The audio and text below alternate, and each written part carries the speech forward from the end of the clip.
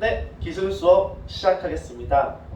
작년 2학년, 3학년 때문에 온라인 수업을 선생님이 많이 했었는데 여러분과 이제 올해는 처음으로 온라인 수업을 하게 되었네요.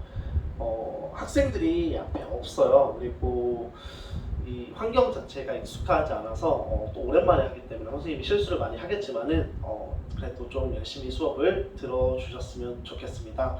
학습지와 필기구 준비해 주시고요. 네, 진행하겠습니다. 네, 오늘은 제조기술과 자동화 단원에서 우리나라의 전통 제조 기술에 대해서 배워보는 시간을 가져보도록 할게요. 네, 넘어가 봅시다. 혹시 이분 누군지 아십니까? 네, 뭐 왕이라고 생각할 수도 있고 또는 우리 뭐 지폐 뒤에 나와 있는 어떤 위인인가 이렇게 생각하실 수도 있는데 제가 힌트를 드리면 여러분 누군지 다 아실 거예요. 바로 네, 조선 최고의 발명가 누구죠?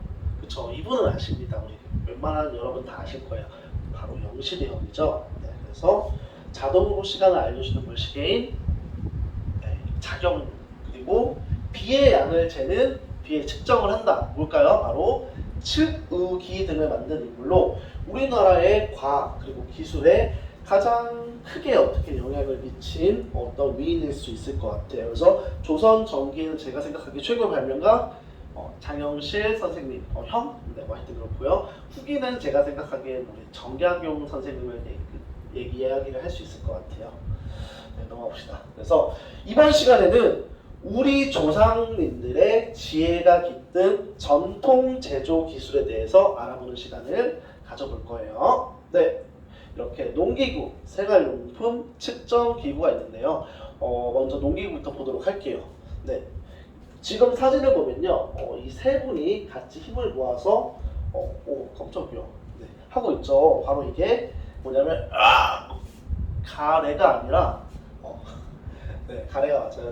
네, 그 가래가 아니라 다른 가래입니다. 소나 이제 말이 들어오지 못하는 어떤 이런 진흙이 많은 곳을 사람들이 들어가서 같이 힘을 모아서 사용하는 농기구입니다. 바로 그래서 작은 힘을 모아서 많은 양의 일을 할 수 있는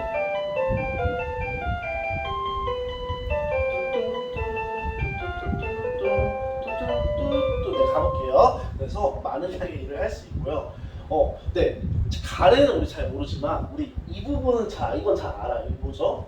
네, 바로 네, 쟁기죠. 소나 말들을 이용해서 눈밭을 가는데 많이 사용을 했다고 하는데 제가 말은 우리가 이렇게 쟁기를 가지고 일을 하는 게 쉽지 않았다고 얘기를 했어요. 네, 1학기 때 얘기했었는데 두 가지 이유가 있었죠. 말은 많이 게을러요. 그리고 또 똑똑해서 한번 힘든 일을 했으면은 다시는 또 힘든 일을 안 하고 싶어 한다고 얘기를 하면서 우리 말 말고 다른 거 쓴다고 했죠. 말과 그쵸 당나귀를 교배하면은 누가 나와요? 노새가 나오죠. 근데 이 노새는 아주 슬펐어요. 모새가 아니라 노새는 저 고자죠. 네, 뭐 하여튼 중요한 건 아니죠 사실. 그러면 질문 하나 할게요. 왜 이렇게 소나 말 등이 이렇게 밭을 이렇게 갈아야 되는지 이 이유에 대해서 한번 이야기를 해봅시다. 그 이유는 뭐냐면요. 여기 네, 클리어 됐죠. 네, 제가 뭘 그려볼까요?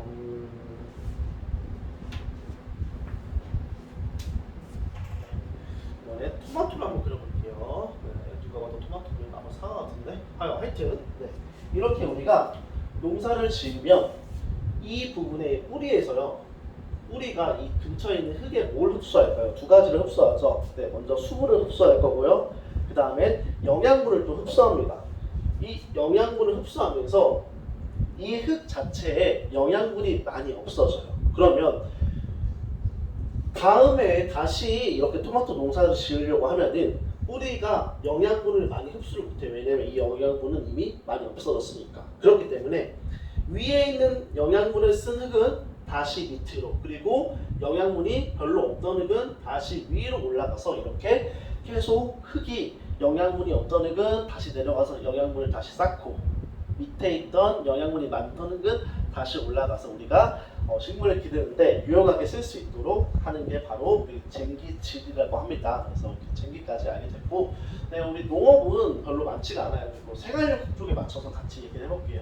네, 우리 1학기 때 김용현 선생님에게 수업을 잘 들은 학생은 이게 무슨 뜻인지 알 것 같은데 지금 1학기 다 지났으니까 2학기 시작했으니까 여러분 잘 모를 것 같아요. 바로 한지입니다. 네, 우리나라의 전통 종이인 한지는요 어떤 특징이 있냐면 봅시다. 질기고 부드러워서 색감이 좋아요. 다른 나라 종이에 비해서 질기고 부드럽습니다. 그리고 색감이 좋기 때문에 이 한지를 우리가 또 뭐로 많이 이용하죠? 그쵸? 우리가 붓으로 이제 글씨를 쓰는 것뿐만 아니라 창문 같은데 창호지로 이렇게 발라서 이렇게 쓰기도 했는데, 어렸을 때 우리 할머니 집이나 할아버지 집 놀러 가면 우리가 어떤 걸 많이 했죠? 그쵸? 그 구멍 이제 뚫으려고 막 이렇게 하고 몰래 뭐 있나 이렇게 찾아보고 막, 그래서 그러다가 어떻게 했어요?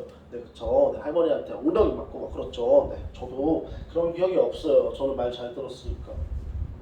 네, 넘어가 볼게요. 그다음, 네, 이런 거는 그러니까 내가 수업하면서 제가 걱정되는 게 뭐냐면은, 네, 여러분은 제가 얼마나 또라이인지 아시니까 상관이 없는데 이거를 학부모님한테 보여드리는 경우가 있어요. 그럼 너무 부끄럽습니다. 그렇게 하지 마세요. 진짜로. 네, 약속합시다. 저번에 3학년이 연락이 왔어요. 어머니가 수업 잘 보고 있다고 막 이럴 때 제가 눈물이 날 뻔했어요. 진짜. 네, 가볼게요. 이거는 뭐냐면 바로 우리가 일반적으로 항아리라고 많이 하고요. 전문적인 용어는 바로 옹기라고 합니다. 옹기는 뭐냐면 음식물을 저장하는 용기예요. 근데 이게 중요해요.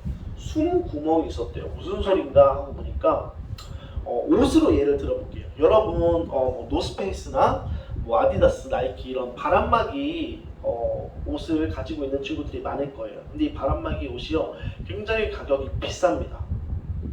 이 바람막이 옷의 기능은요 방수를 해준다든지 어떤 바람을 막아주는 기능이 있거든요. 근데 그 사실 되게 천 쪼가리인데 되게 가격이 비싸요. 뭐 한 15만원, 20만원 가까이 하죠. 왜 근데 이런 옷은 이렇게 가격이 비쌀까요? 거꾸로 우리 다이소 가도 1,000원짜리 옷도 방수가 되거든요.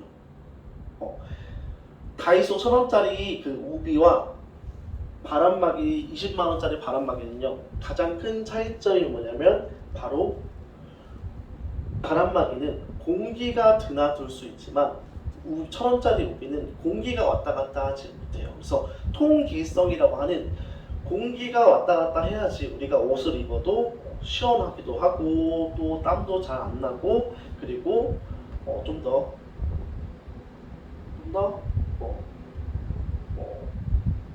착용감이 더 좋을 수 있겠죠. 네, 봐봐. 학생들이 없으면 수업하기 힘들어요, 사실.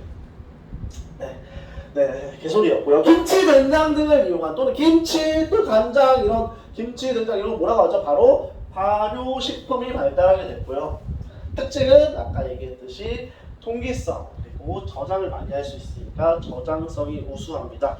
네, 뭐 이렇게 보고 갔고요. 넘어가 봅시다. 네, 오늘은 측정기구에 조금 초점을 맞춰서 많이 얘기해 볼게요. 네, 측정기구 첫 번째, 이거 다 참고로 명시대용이 맞는 겁니다. 첫 번째 바로 비의 양을 측정하는 측정기구 측우기입니다. 그래서 이전에는 땅을 파서 비가 이제 얼마큼 왔는지 깊이를 쟀는데 확실하지도 않고 정확하게 측정을 할 수가 없었어요. 그래서 이 측우기가 발명됨으로써 비의 양을 과학적으로 측정할 수 있게 되었고요. 네, 뭐 원리는 여러분 잘 보시고요.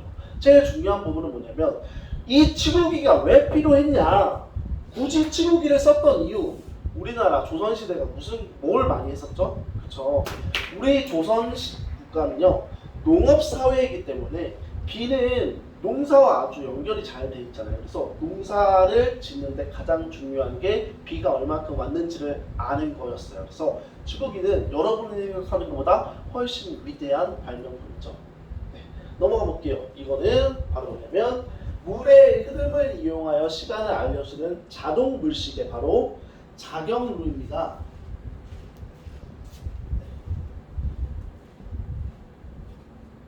좀 확대를 해볼게요. 잠깐만, 지금 이렇게 확대가 되나? 네, 안 되네요. 컴퓨터로 좀 확대를 시켜서 들어드릴게요.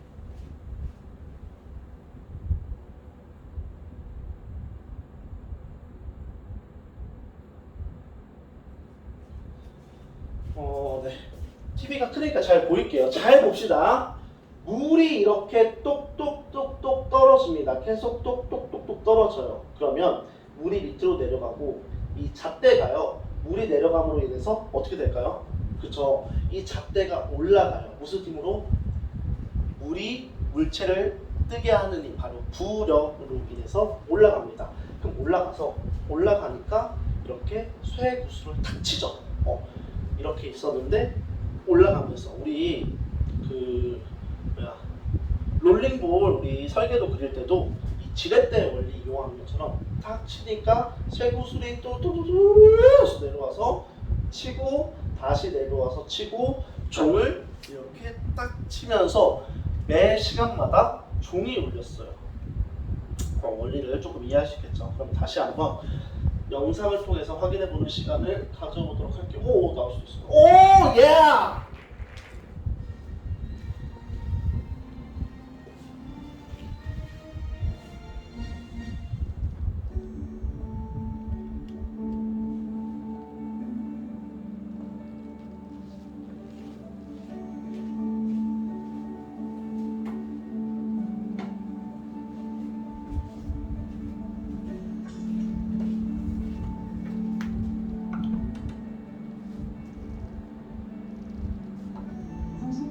일정한데 스스로 물리 일정을 공급이 됩니다. 이 안에는 인공화 세계에 있는 국경 잣대가 있는데 그것이 불에 의해서 일정하게 쭉 올라오게 됩니다. 아무리 설치해도 이 작은 구슬이 공중으로 떨어지는 거죠. 구슬은 결정 장치라든가 신호 장치로 이용해서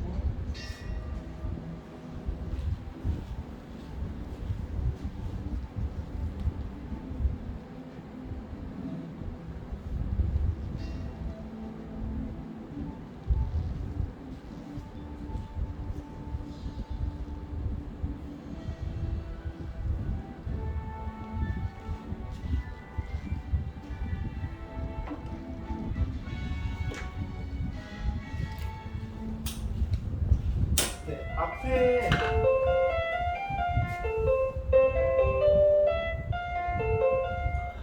앞에서 영상을 잘 살펴보신 학생들은요, 조선 최초의 땡땡땡 시계라고 나와 있었던 문구를 기억하실 거예요. 바로 조선 최초의 디지털 시계라고 나와 있어요. 응?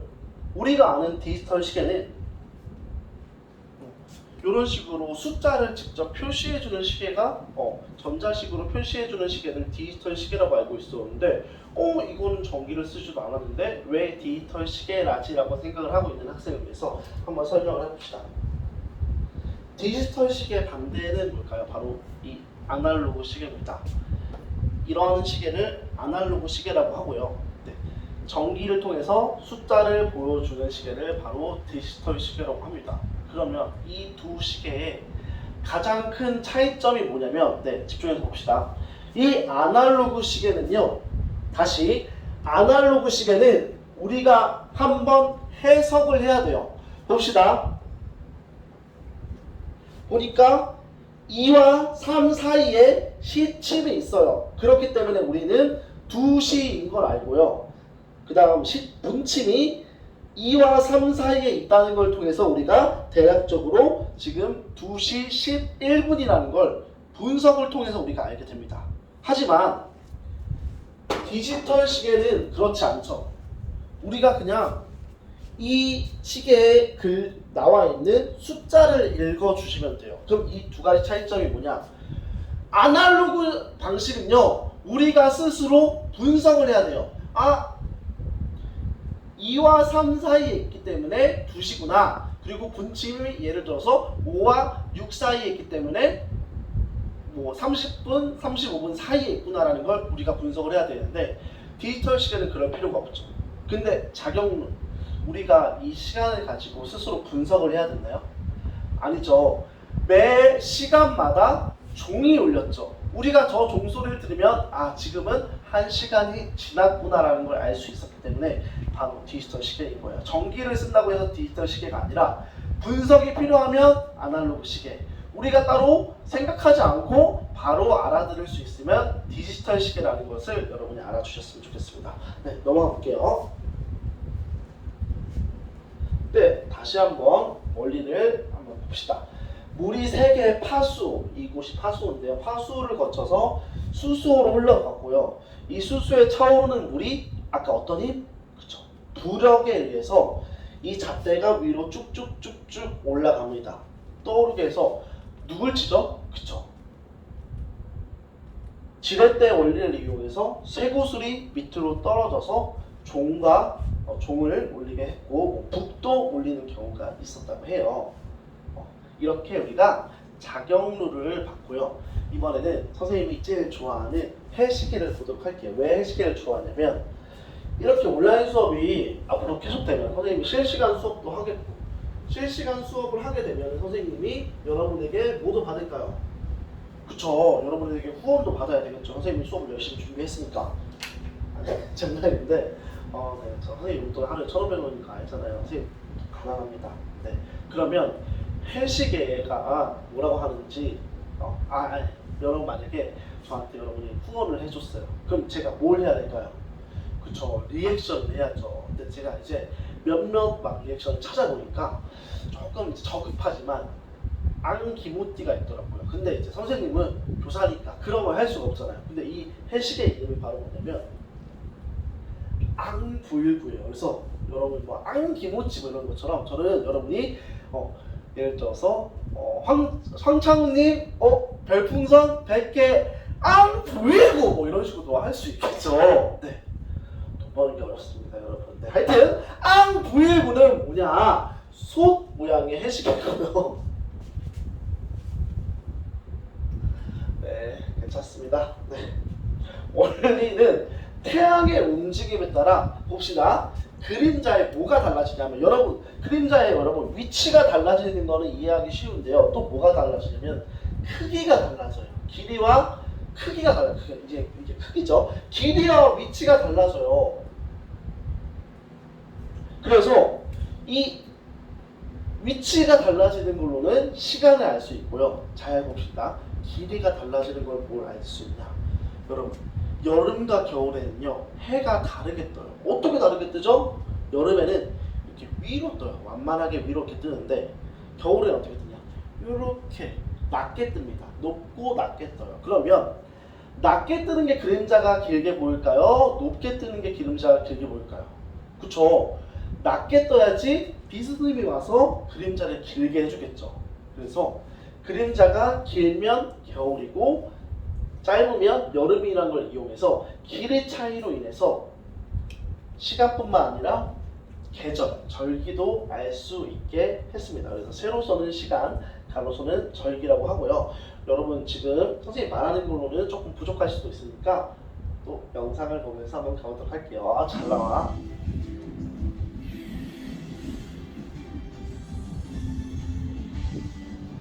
앙보일구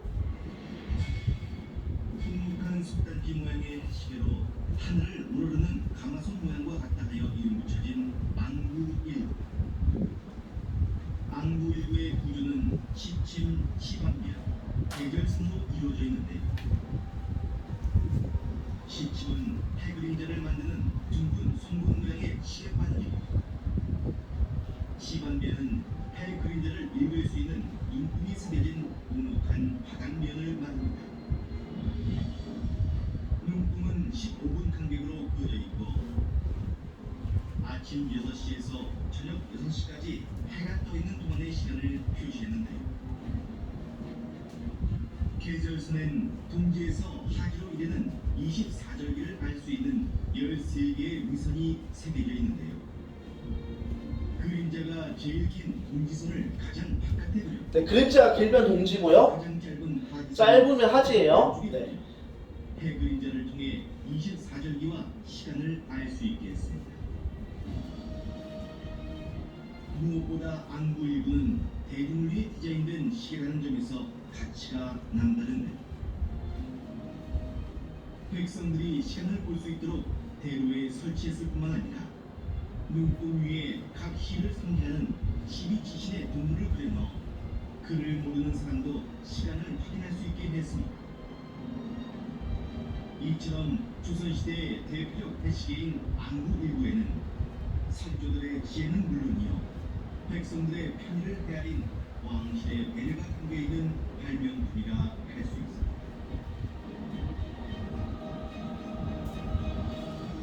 네, 잘 봤고요. 네, 그래서 안구 일구까지 봤고요. 오늘의 마지막 선조들의 발명품 바로 우리 영신형의 발명품 바퀴비 온다 쭉쭉! 바퀴비 온다 쭉쭉이 아닌 길이 보이가 아닌 바로 길이 고차에 대해서 알아보는 시간을 가져보도록 할게요. 네. 바퀴비 온다 쭉쭉! 바퀴비 온다 주룩주룩 길이 보이가 아닌 길이 고차는요. 네, 여러분 열심히 공부하셔갖고 이렇게 돈 많이 버는 직업, 이렇게 선생님 같은 직업 말고 다른 직업 많거든요. 네, 그런 거 한번 해보십시오. 네, 현타가 많이 오네요. 네, 그런데 나중에 꼭 실시간 강의하면 별풍선 많이 쏴주셔야 됩니다. 네, 정재훈님 별풍선 1000개. 뭐일고 내가 올게요. 네, 우리 길이구차는요 일정한 거리를 가면서 일정한 거리마다 종 또는 북을 쳐서 거리를 알려주는 수레입니다. 크기가 서로 다른 톱니바퀴에 회전수비, 선생님이 이제 몇 시간 이제 다다음 시간 정도에 기어라는 걸 배우면 조금 더 잘 알 수 있을 텐데, 발걸음 또는 줄을 이용할 때 내가 발걸음으로 길이를 재거나 또는 줄을 이용해서 쟀을 때는요 거리를 정확하게 측정하는 부분이 되게 부족했어요. 그래서 이 길이구차를 이용하니까 편리하기도 하고 또 정확하게 거리를 측정할 수 있게 되었습니다. 그래서 영상 보면서 마무리해 보도록 할게요.